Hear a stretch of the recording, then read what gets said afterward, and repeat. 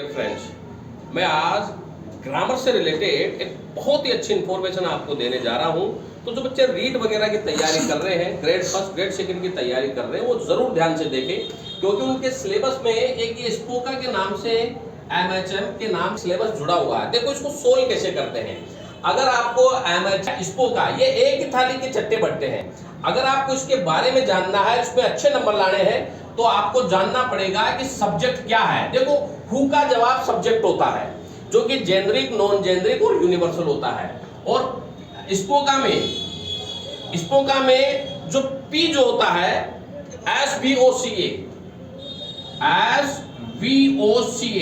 इसमें V का मतलब वर्ब होता है, O का मतलब ऑब्जेक्ट होता है। अब आप वर्ब के बारे में पढ़ रहे हैं तो आपको ये ध्यान रखना है कि डिफाइन भी करना है कि ये फाइनाइट है या नॉन फाइनाइट है। फाइनाइट के दो भाग होते हैं, एक्सिलरी वर्ब और मेन वर्ब। एक्सिलरी वर्ब में के तीन भाग होते हैं, प्राइमरी एक्सिलरी, मॉडल एक्सिलरी और मार्जिनल एक्सिलरी। मेन वर्ब के दो भाग होते हैं, ट्रांजिटिव और इंट्रांजिटिव, जिसे डायनामिक, स्टैटिक और लिंकिंग में बांटा गया है। ये आपको लिखना होगा वहां पे। और ओ का मतलब होता है ऑब्जेक्ट। ऑब्जेक्ट जो वाट का वो होम का जवाब देता है, क्योंकि ऑब्जेक्ट दो तरह से होते हैं, एक डायरेक्ट ऑब्जेक्ट होता है, एक इनडायरेक्ट ऑब्जेक्ट होता है। जो वाट का जवाब दे वो डायरेक्ट होता है, और जो होम का जवाब दे वो इनडायरेक्ट होता है। एक लिविंग होता है, एक नॉन लिविंग चीजों के लिए आता है। और शी का मतलब होता है कॉम्प्लीमेंट। बेटे कॉम्प्लीमेंट का मतलब होता है पूरक, यानी कि सब्जेक्ट का ही हम शकल, सब्जेक्ट का ही जो रूप है। कंपैरिजन में कॉम्प्लीमेंट में आप अंतर समझिएगा।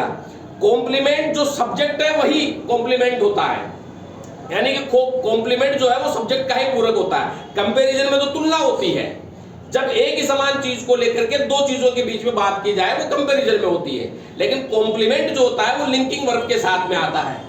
और यहाँ पे ए का मतलब आएगा तुम्हारे एडवर्ब। अब एडवर्ब के बारे में मैंने आपको बताया था कल, एडवर्ब और एजेंट क्या होता है।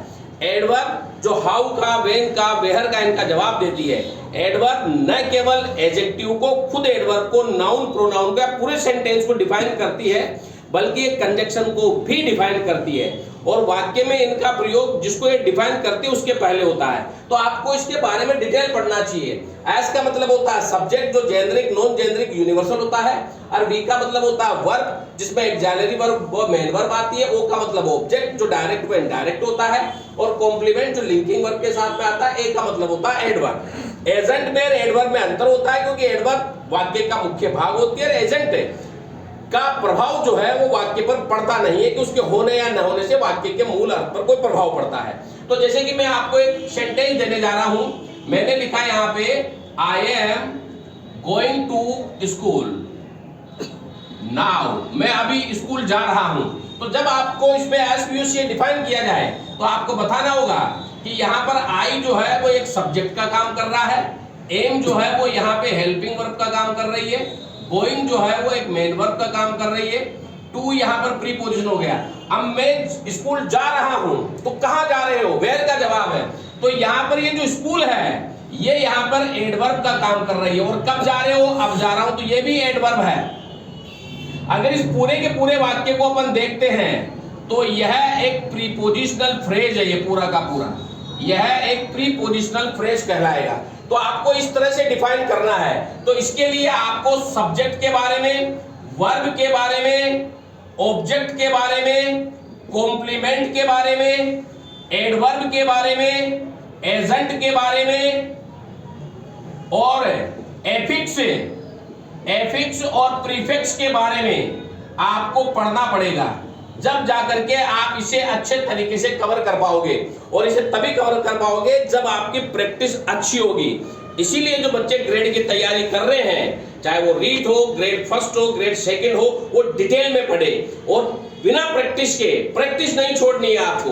प्रैक्टिस छोड़ दिया तो आपके नंबर जो है वो अच्छे तरीके से नहीं आ पाएंगे। और हर इंग्लिश की तैयारी करने वाले बच्चे को इनका बेसिक पता होना चाहिए कि पार्ट्स ऑफ स्पीच जो है वो किस तरह से डिफाइन किए जाते हैं। जिसको पार्ट्स ऑफ स्पीच नहीं आते हैं वो इसको डिफाइन नहीं कर पाएगा।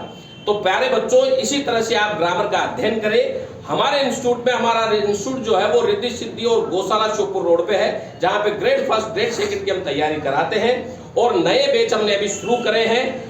और नए बैच में आप प्रवेश लें और देखें और अपने आप को इंग्लिश टीचर के रूप में 2025 में देखिए और यहाँ पर आकर के अपना भाग्य जो है वो आजमाएं और देखें कि किस तरह से इंग्लिश की तैयारी की जाती है, जहां पर हम टेस्ट सीरीज भी बच्चों को उपलब्ध कराते हैं। Thank you very much dear.